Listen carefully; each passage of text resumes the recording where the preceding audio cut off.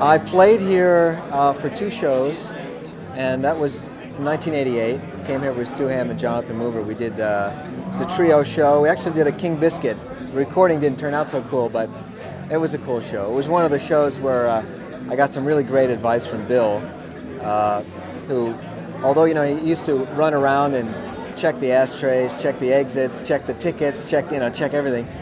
I asked him something about the show, and he pulled out a little notebook, crumpled up paper, and he flipped through a couple of pages, and he goes, "Oh yeah, second song, wasn't that a bit slow?"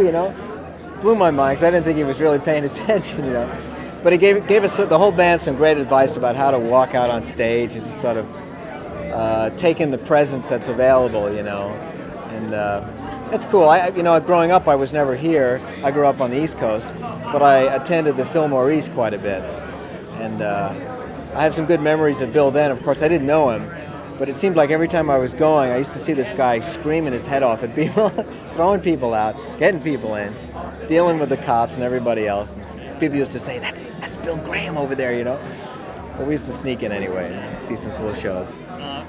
Does it feel special to you at all to be playing on the same stage where all these rock legends, for years and years have been? Sure, yeah. I think you always dream that something's going to rub off, and I think it does.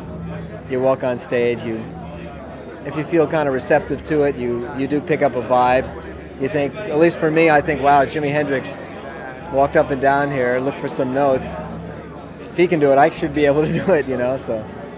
Do you feel any kind of connection to Hendrix, that you're standing on that same stage where he played? Is there any kind of a... I dream for that connection, but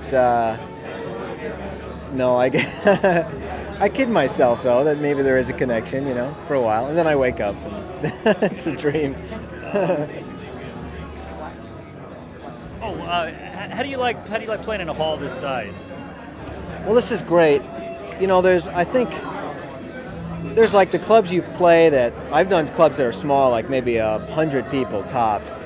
Places in like Scandinavia, everyone smoking cigarettes and sniffing their fingers. But that's cool because you can really talk to people while you're playing because you got to play so quietly, and that's a special thing.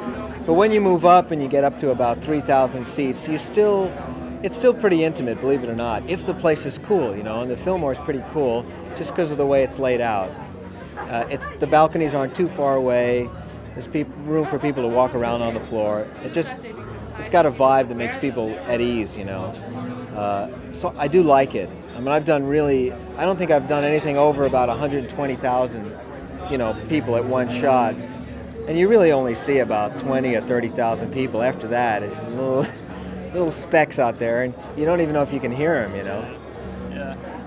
Phil was famous for putting together these eclectic mixes on the bill. Yeah. And that's what's happening here today. Yeah. Right here, Pumpkins. You have any comment on that? It works. When I went to see Steve Miller in 1970 at the Fillmore East, Mungo Jerry was on the bill. And he had a hit, in the summertime when the weather is fine. It was great, I thought it was great because I'd never seen, being just a little kid, I'd never seen a jug band before, but they came out with a jug and a washed up bass, the whole thing, That was cool. I think they followed up with a band called Clouds. I never heard from them again. They were sort of like Emerson, Lake and Palmer. And then with Steve, it was great because there wasn't any competition. And, your head got to hear a lot of different sounds over the course of 3 or 4 hours. Do you think audiences in the 90s are going to be hip to this? They're going to Oh, yeah. They're out there. The people, I think, are out there who really want to come to a show like this. And it's really cool that they open this place up again.